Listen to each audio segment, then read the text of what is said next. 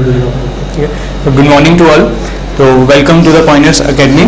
तो हमने थोड़ा सा ऑनलाइन के लिए शुरू किया है यहाँ पे, ठीक है, ताकि हम अपना जो आरसीसी सब्जेक्ट है उसको पढ़ सकें थोड़ा थ्योरेटिकली, और आपका ऑब्जेक्टिव बेस्ड जो क्वेश्चन है वो उसके साथ साथ जो है वो हम कवर कर सकें। ठीक है, तो इसमें हम करेंगे क्या कि जो आपका थ्योरेटिकल क्वेश्चन है वो भी साथ साथ पढ़ेंगे, दैट इज आपका जो कंपोनेंट है आरसीसी उसको भी पूरा पढ़ेंगे, और साथ ही जो उसके ऑब्जेक्टिव क्वेश्चंस हैं वो भी साथ साथ जो है वो हम इसके डिस्कस कर लेंगे। ठीक है, तो ये जो आपका कोर्स रहेगा या जो ये सब्जेक्ट जो हम कवर कर रहे हैं, ये हम बिल्कुल एक क्रैश कोर्स टाइप जो है वो हम पढ़ाएंगे इस सब्जेक्ट को, ताकि आपका ये सब्जेक्ट भी कवर हो जाए फॉर जेकेएसएस भी जेई और आपका जेके पीएससी ए के लिए भी, और साथ ही साथ में आपका जो ऑब्जेक्टिव क्वेश्चंस है वो दोनों के लिए निकल जाए।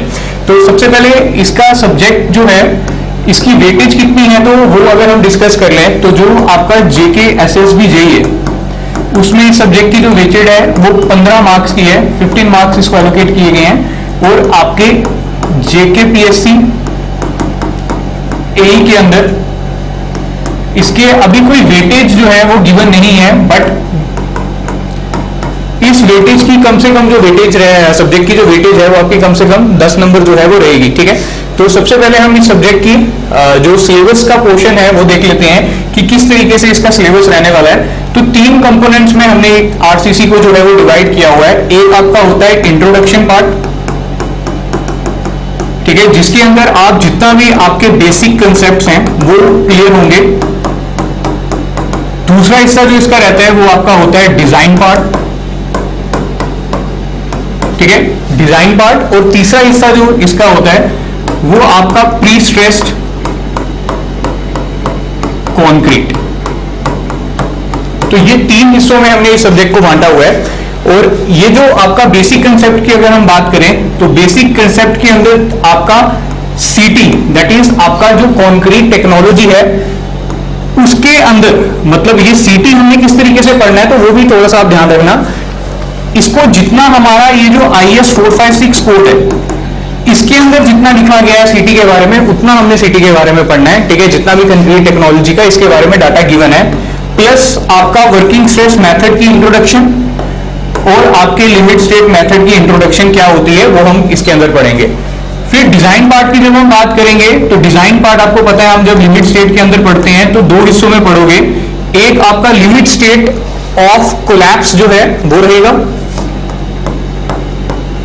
और एक आपका लिमिट स्टेट ऑफ सर्विसिबिलिटी जो है वो रहेगा, और उसके बाद तीसरा हिस्सा आपका जो है वो रहेगा प्री स्ट्रेस कंक्रीट का।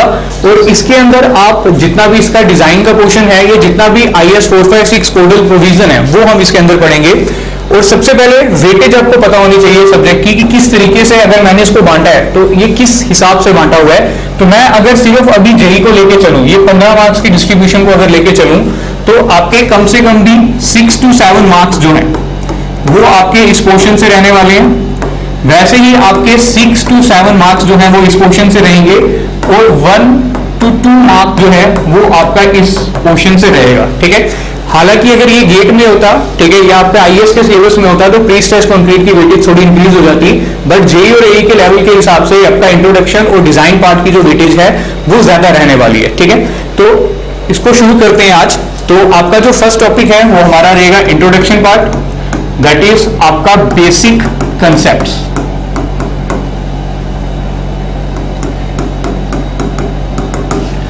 तो सबसे पहली चीज कि आपका ये जो स्ट्रक्चर है, ये आरसीसी जिसको हम नाम दे रहे हैं, ठीक है, ये है क्या, या इससे भी पहले अगर हम चलें तो ये पीसीसी क्या होता है और आपका ये आरसीसी क्या होता है। तो पहले हमें यही समझना जरूरी है, और इनके लिखा कहां पे, इन सब के बारे में लिखा कहां पे हुआ है तो वो समझना भी जरूरी है। मतलब आपके कोड्स कौन से हैं, तो कोड तो टाइम टू टाइम आपके आते रहेंगे, तो मैं उसको वहां पे डिस्कस करूंगा। तो पहले हम plane cement concrete, that is PCC का मतलब आपका क्या हो जाएगा, प्लेन सीमेंट कॉन्क्रीट।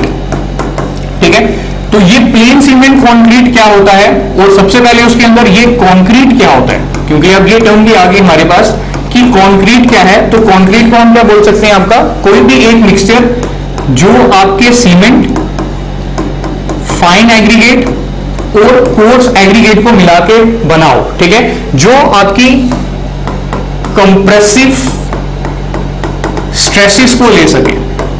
उसको हम बोल देते हैं एक किस्म का कंक्रीट। तो प्लेन सीमेंट कंक्रीट का मतलब ये हो गया कि सपोज अगर आप कोई एक बीम बना रहे हैं, ठीक है, आपने कोई एक ये बीम बनाया और इसको मैं सिंपली सपोर्टेड बीम अगर मान के चलूं, तो ये पूरे का पूरा जो बीम बना हुआ है ये सिर्फ और सिर्फ आपके कंक्रीट का बना हुआ है। तो जब आप इस मेंबर के ऊपर अपना लोड अप्लाई करेंगे, दैट इज जब आप इसके ऊपर लोड लगाएंगे, तो उस समय ये जो मेंबर होगा ये सिर्फ कितने किस्म के स्ट्रेसेस जो है वो ले पाएगा, अगर आप ये समझना हो तो हम इस तरीके से इसको थोड़ा समझते हैं कि जब आप इसको लोड लगाओगे तो ये बीम इस तरीके से कुछ डिफ्लेक्ट करेगा, ठीक है। तो जब ये इस किस्म से डिफ्लेक्ट करेगा तो आपको पता है कि हमारे पास डिफ्लेक्ट करने पे जो टॉप फाइबर होता है वहां पे आपकी आ जाती है कंप्रेशन, और जो बॉटम फाइबर होता है वहां पे आपकी हो जाती है टेंशन, ठीक है। तो ये कंप्रेशन से टेंशन में जाने के लिए आपको जीरो पे जाना पड़ेगा, मतलब अगर आप पॉजिटिव और नेगेटिव लेते हो, कंप्रेशन से टेंशन में गए तो आपको कहीं ना कहीं जीरो से निकलना पड़ेगा। तो इसका मतलब जहां पे ना ही कंप्रेशन होगी ना ही टेंशन होगी, उस एक्सिस को आप क्या बोल दोगे, आपका न्यूट्रल एक्सिस, ठीक है। तो अब क्या हुआ कि ये कंप्रेशन हुई और टेंशन हुई। कंप्रेशन तो कंक्रीट ले लेगा, that is compression is taken by concrete. तो कंक्रीट आपकी जो कंप्रेशन है वो तो ले लेगा, बट यहां पे जो टेंशन साइड स्ट्रेसेस जनरेट हो रहे हैं, जो आपकी टेंशन है, वो लेने के लिए अपना कोई भी मटेरियल नहीं है, मतलब ऐसा कोई भी मटेरियल नहीं है इस मेंबर के अंदर जो आपकी टेंशन ले सके। और इस वजह से प्लेन सीमेंट कंक्रीट जो है दैट इज पीसीसी, वो सिर्फ और सिर्फ आपके कंप्रेसिव स्ट्रेसेस जो है वो ले पाता है। और इसीलिए इसको जब हम यूज करेंगे तो उन्हीं जगह पे यूज करेंगे जहां पे सिर्फ और सिर्फ आपके कंप्रेसिव स्ट्रेसेस आ रहे हो। जैसे कि अगर आप एग्जांपल की बात करते हैं तो जो भी आपका फाउंडेशन का बेस होता है, ठीक है, तो वहां पे कभी कभार हम लेवलिंग वर्क के लिए पीसीसी को यूज कर लेते हैं, ठीक है। लेवलिंग वर्क मतलब आपका एक लेवल पे लाने के लिए, तो ये होता है आपका पीसीसी। तो यहां से हमें ये क्लियर हो गया कि आप किसी नंबर के ऊपर जब लोड लगाते हो एक बीम के ऊपर, तो दो किस्म के स्ट्रेसेस जनरेट होते हैं, दैट इज कंप्रेसिव और टेंसाइल। कंप्रेसिव को तो कंक्रीट ले लेगा, बट जो टेंसाइल स्ट्रेसेस हैं उनको लेने के लिए आपको कुछ ना कुछ उसके अंदर मटेरियल के अंदर ऐड करना पड़ेगा। तो आपने क्या किया, फिर से यही बीम लिया, ये अपना बीम लिया और इस बीम के अंदर एक ऐसा मटेरियल इंट्रोड्यूस कर दिया जो टेंसाइल स्ट्रेसेस को ले ले, और वो मटेरियल जो आपने इंट्रोड्यूस किया है इसके अंदर, वो इस समय हो जाएगी आपकी रेनफोर्समेंट। दैट इज आपने इसके अंदर रेनफोर्समेंट जो है वो प्रोवाइड कर दी है, और ये रेनफोर्समेंट जो है ये क्या करेगी, कैन टेक टेंसाइल स्ट्रेसेस। तो अब जब आप इस मेंबर के ऊपर लोड लगाते हो, अब जब आप इस मेंबर के ऊपर ये लोड लगाओगे P, तो अब अगर ये मेंबर डिफ्लेक्ट करता है तो इसमें कंप्रेसिव फोर्स को लेने के लिए भी कंक्रीट है और टेंसाइल फोर्सेस को लेने के लिए भी, मतलब स्ट्रेसेस को लेने के लिए भी आपकी रेनफोर्समेंट प्रेजेंट है। तो अब आपका जो मेंबर है वो अगर हम लिखें तो कैन टेक बोथ। बोथ का मतलब यहां पे क्या हो जाएगा कि आपके compressive as well as tensile stresses। तो यहां पे आपका मेंबर अब सेफ हो चुका है कंप्रेशन लेने के लिए भी और टेंशन लेने के लिए भी। और इस किस्म का मेंबर जिसमें आप रेनफोर्समेंट यूज करते हो टेंशन लेने के लिए, उस मेंबर को ही आप बोल देते हो RCC member, that is reinforced cement concrete. अब आपका क्वेश्चन ये बनता है यहां पे जेई का कि ठीक है ये तो हो गया थ्योरेटिकल कंसेप्ट, पर हमें क्वेश्चन क्या आएगा, एक ऑब्जेक्टिव क्या बन सकता है एक पीसीसी और आरसीसी में। तो ये ऑब्जेक्टिव बनेगा यहां पे कि आपका पीसीसी मेंबर जो है कैन टेक, वो क्या ले सकता है, can take compression, can take compression, या ऑप्शन सी बोथ, या option D none of this. तो आपको वहां टिक करना पड़ेगा ओनली कंप्रेशन। तो वैसे ही आरसीसी मेंबर कैन टेक, तो वहां पे आप टिक कर दोगे बोथ, दैट इज आपकी कंप्रेसिव भी और टेंसाइल स्ट्रेसेस भी आपका एक आरसीसी मेंबर ले लेता है। इसीलिए हम इस आरसीसी मेंबर को आगे डिजाइन करेंगे। तो ये हमारा एक छोटा सा हिस्सा हो गया कि आपका पीसीसी और आरसीसी में डिफरेंस क्या होता है, ठीक है। अब इसके आगे जब हम चलेंगे तो आपको ये वर्ड जो नजर आया जो मैंने यहां पे लिखा कंक्रीट, ठीक है। तो ये जो इंट्रोडक्शन हमारा पार्ट रहने वाला है, इसमें हमें यही चीज सीखनी है कि ये जो हमने लिखा है कंक्रीट, इसके जो ये तीन हिस्से हैं, दैट इज आपका जो ये सीमेंट है इसके बारे में, आपके फाइन एग्रीगेट्स के बारे में और कोर्स एग्रीगेट्स के बारे में। बट ये जो क्वेश्चन मार्क है ये फिल कहां से होगा, तो इसके लिए जो हमारा कोड आएगा IS 456-2000। तो इस चीज का हमें ध्यान रखना है कि ये जितना भी हमने पढ़ना है ये किसके अंदर लिखा हुआ है आपका IS 456-2000 के अंदर, ठीक है। तो टाइमली मैं आपको ये बताता भी चलूंगा कि आपका जो पार्ट है दैट इज 456 ये कहां पे यूज करोगे, इसमें से प्रोविजन कौन सी लेनी है और बाकी कोड में से प्रोविजन कहां से लेनी है। तो जैसे जैसे टॉपिक आपका आगे बढ़ेगा वैसे वैसे जो है वो हम आगे बताते चलेंगे। तो अभी हम क्या करने वाले हैं, पहले हम इसको सीमेंट को पढ़ेंगे, ठीक है। जो भी सीमेंट के बारे में आपके कोडल प्रोविजन है वैसे ही बाकी पॉइंट्स को पढ़ेंगे। जो भी आपके कंक्रीट के अंदर चीजें यूज होती हैं, जैसे मैंने यहाँ पे अभी 3 चीजें लिखी हैं, तो वैसे ही आपका वाटर भी आएगा, ठीक है। तो इसको शुरू करते हैं। तो आपका जो पॉइंट है वो यहाँ पे ये रहेगा, दैट इज जो हमारी रिकमेंडेशन है, ठीक है, जो हमने कंक्रीट के अंदर सीमेंट यूज करना है, ठीक है, जो कंक्रीट के अंदर सीमेंट यूज करना है वो कौन सा होना चाहिए, वो कहां लिखा हुआ है, कौन से कोड में लिखा हुआ है या कौन सा होना चाहिए। तो वो हमारे पास ये 10 किस्म के सीमेंट है, ठीक है। इसके अलावा और भी सीमेंट होते हैं बट जो हमारे कोडल प्रोविजन के अंदर है वो सिर्फ ये वाले 10 ही हैं, ठीक है। तो इसमें आपको याद क्या रखना है, एक तो इनका नाम, दूसरा इनका कोड।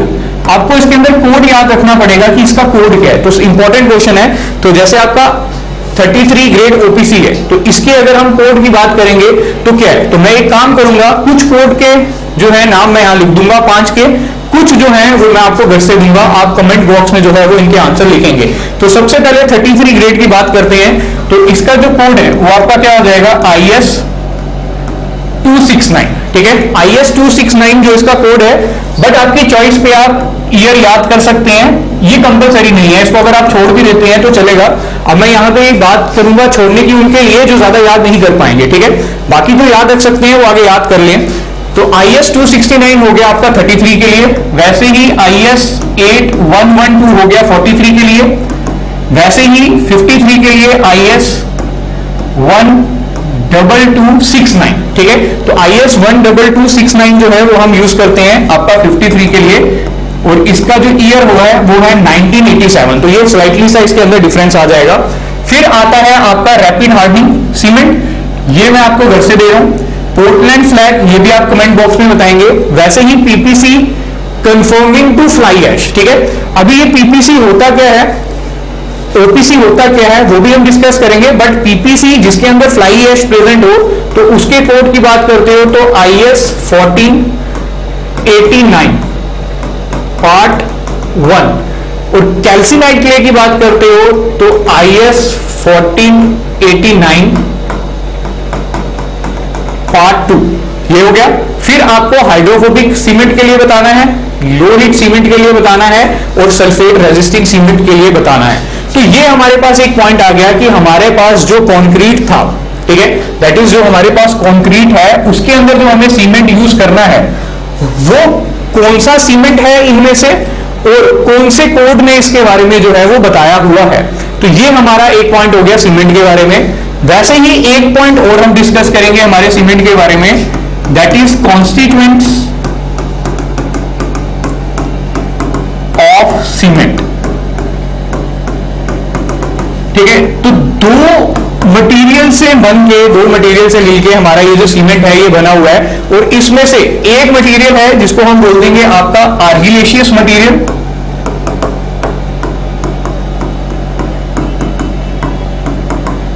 और एक आपका रहेगा कैल्केरियस मटेरियल। तो दो मटेरियल से मिलके हमारा जो सीमेंट है वो बनता है। तो सबसे पहले अगर हम आर्गिलेशियस मटेरियल की बात करें तो आर्गिलेशियस मटेरियल क्या होता है, ठीक है। तो इसको अगर हम डिफाइन करेंगे तो ये पेपर में पूछता भी है कि व्हाट इज आर्गिलेशियस मटेरियल। तो इसको हम इस तरीके से लिख सकते हैं, that is silicates of aluminium, ठीक है, इन द फॉर्म ऑफ। तो किसकी फॉर्म में होते हैं, ये हो गया आपके जेई का क्वेश्चन। आप यहां लिखोगे एक तो क्ले की फॉर्म में हो सकता है एंड शेल्स की फॉर्म में हो सकता है। तो ये दो ऑब्जेक्टिव आपके पेपर में पूछे जा सकते हैं एक जेई में कि कौन से दो मटेरियल जो हैं वो आपके आर्गिलेशियस मटेरियल होते हैं जो कॉमनली अवेलेबल होते हैं, तो आप बोलोगे एक तो क्ले होगी और एक आपके शेल्स होंगे। दूसरा आता है कैलकेरियस मटेरियल, ठीक है। तो कैलकेरियस मटेरियल जैसे कि आपके आर्गिलेशियस मटेरियल सिलिकेट्स हैं एल्यूमिनियम के, तो कैलकेरियस मटेरियल जो है वो आपके किसके बोल सकते हो, सिलिकेट्स होंगे या किस चीज से बने होंगे, तो हम बोल सकते हैं calcium carbonate in the form of, ठीक है। तो किसकी फॉर्म में प्रेजेंट होंगे, तो इसमें भी आप बहुत सारी चीजें डाल सकते हो जैसे लाइम, सैंडस्टोन, फिर आपका जिप्सम, ठीक है, या मार्ल लिख सकते हैं MARL, मार्ल। तो ये सारी चीजों से मिलकर आपके कैलकेरियस मटेरियल बनते हैं। ये हो गया हमारा ऑब्जेक्टिव, दैट इज आपके कैलकेरियस मटेरियल के अंदर क्या क्या पड़ा होता है। अब आपसे पूछ सकता है कि किस अमाउंट में पड़ा होता है। जैसे अगर मैं बोलूं कि इनकी रेशियो क्या है, मतलब आर्गिलेशियस मटेरियल कितना हिस्सा आर्गिलेशियस मटेरियल का है और कितना हिस्सा कैलकेरियस मटेरियल का है। तो जैसे कि अगर मैं सपोज आपको ऑप्शन में देता हूं, एक हिस्सा आर्गिलेशियस मटेरियल का, दो हिस्सा कैलकेरियस के, दो हिस्से कैलकेरियस मटेरियल के और दो ही हिस्से आर्गिलेशियस मटेरियल के, ठीक है, या दो हिस्से आर्गिलेशियस मटेरियल के और एक हिस्सा कैलकेरियस मटेरियल का। तो इसमें से अगर आपको ऑप्शन सेलेक्ट करना हो कि कौन सा कितना हिस्सा होगा, तो आप जो टिक करोगे वो क्या हो जाएगा, ये। मतलब दो बैग अगर आप यूज करते हो कैलकेरियस मटेरियल के, तो आपको एक बैग डालना पड़ेगा आर्गिलेशियस मटेरियल का। फिर इन दोनों मटेरियल की प्रॉपर जो आगे प्रोसेस होता है सीमेंट का, ग्राइंडिंग होगी, ठीक है, फिर आपका जो सीमेंट है वो आपका तैयार हो जाएगा। तो आपको सिर्फ ये ऑब्जेक्टिव याद रखना है जेई के लिए कि कितने पार्ट्स जो हैं वो कैलकेरियस मटेरियल के होते हैं और कितने पार्ट जो है आर्गिलेशियस मटेरियल के होते हैं। अब इसके आगे जो है वो हमारा नेक्स्ट पॉइंट आ जाएगा, दैट इज अगर आपसे पूछा जाए कि किस टेम्परेचर पे आपका जो ग्राइंडिंग है वो की जाती है, तो कितनी होती थी, 1400 डिग्री सेल्सियस से लेके 1500 डिग्री सेल्सियस। तो ये हो गया हमारा एक छोटा सा पॉइंट कि कॉन्स्टिट्यूएंट्स ऑफ सीमेंट क्या होते हैं, ठीक है। अब इसके आगे अगर हम चलें तो एक पॉइंट और आ जाता है जो आपने ऑलरेडी पढ़ा भी होगा आपके कॉलेज में, ठीक है, जिसको हम केमिकल कंपोजिशन भी बोल सकते हैं, जिसके अंदर आपका लाइम, सिलिका, एल्यूमिना, ठीक है, ये सारे कॉन्स्टिट्यूएंट्स आते हैं। आपको क्या काम करना है कि ये कॉन्स्टिट्यूएंट्स जो है ये आपको एक बार खुद से देखने हैं, लाइम, सिलिका, एल्यूमिना के, ठीक है, ताकि हम अपना जो टॉपिक है आरसीसी उसी पे रहें, हम कंक्रीट टेक्नोलॉजी के ऊपर ना चले जाएं। तो ये पॉइंट्स आप खुद से भी देख ले सकते हैं। तो नेक्स्ट पॉइंट जो है हमारा वो इसके अंदर आएगा सीमेंट से ही रिलेटेड कि ये जो ओपीसी है ये क्या है, ठीक है। तो आप ओपीसी को इस तरीके से बोल सकते हो, जो ओरिजिनल फॉर्म होती है सीमेंट की, जिसमें आपने कोई भी ऐसा एडमिक्सचर मिक्स ना किया हो जो उसकी प्रॉपर्टी को एनहांस कर दे, मतलब बढ़ा दे, तो उस मटेरियल को ही आप ओपीसी बोलते हो, that is ordinary Portland cement. अब जो हमारी टाइप ऑफ सीमेंट जब हमने पढ़ा था, तो इसके अंदर मैंने यहां पे 3 ग्रेड लिखे हैं, 33, 43 और 53। तो ये 33, 43 और 53 जो ग्रेड हैं, अगर हम इनकी स्ट्रेंथ की बात करें, ठीक है, दैट इज स्ट्रेंथ, और इसकी स्ट्रेंथ या स्ट्रेसेस तो वो किसमें हो जाएंगे, न्यूटन पर mm स्क्वायर। तो अगर मैं तीनों ग्रेड लिखूं यहाँ पे 33 ग्रेड, 43 ग्रेड और आपका 53 ग्रेड, और यहाँ पे आपके डेज में बात करें कि 7 दिन पे कितनी स्ट्रेंथ होगी या 28th डे पे कितनी स्ट्रेंथ होगी इन न्यूटन पर mm स्क्वायर। तो यहां पे क्या वैल्यू आएगी, तो 33 ग्रेड की 7वें दिन पे जो स्ट्रेंथ होती है इन न्यूटन पर mm स्क्वायर वो आपकी होती है 22। वैसे ही 28 पे होती है 33, फुल स्ट्रेंथ गेन कर लेगा। वैसे ही 43 की होती है 7 डे पे 33 और 28 पे हो जाएगी फुल 43, और 53 की 7 डे पे हो जाएगी 37 और 28 पे हो जाएगी 53। तो ये आपका यहाँ पे जेई के लिए पॉइंट हो गए तैयार, ये जेई के लिए ही हैं आपके, या एई के लिए आपके पॉइंट बन गए। इवन कि आपका जो जेके एसपीडीसी का पेपर हुआ था जेई का, उसके अंदर भी ये क्वेश्चन आया हुआ था। तो यही आपके पॉइंट है जो जेई में पूछे जा सकते हैं। तो इन्हीं में से एक पॉइंट हो सकता है कि आपके पेपर में भी आ जाए। तो अब इसके आगे हम कि पीपीसी क्या है, ये तो हो गया ओपीसी। तो व्हाट इज पीपीसी की अगर हम एक जनरल बात करें कि पीपीसी क्या है, तो जैसे कि इसकी नाम है पोज़ोलाना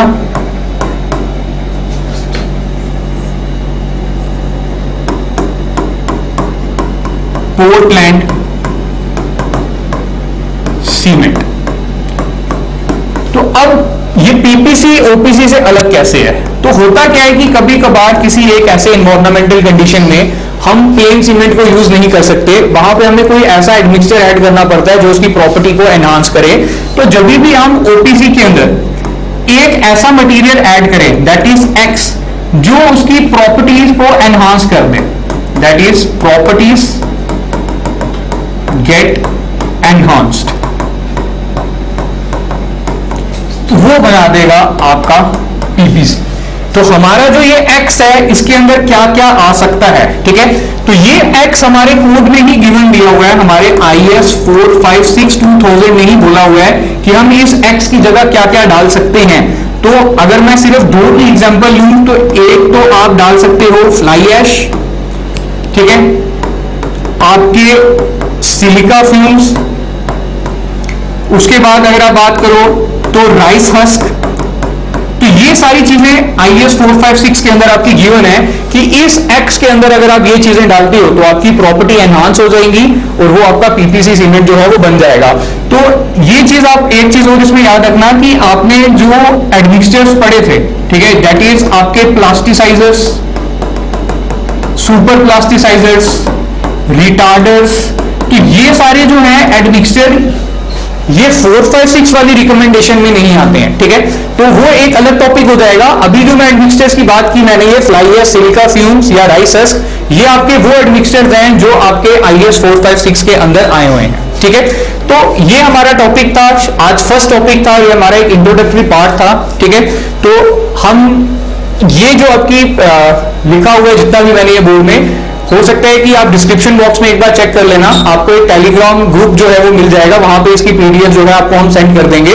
तो अभी मैं इतना ही रख रहा हूं, कल इसके ऑब्जेक्टिव जितना हमने पढ़ा है, जितने हुए और इससे आगे जो कॉन्टिन्यूटी में है वो हम पढ़ेंगे।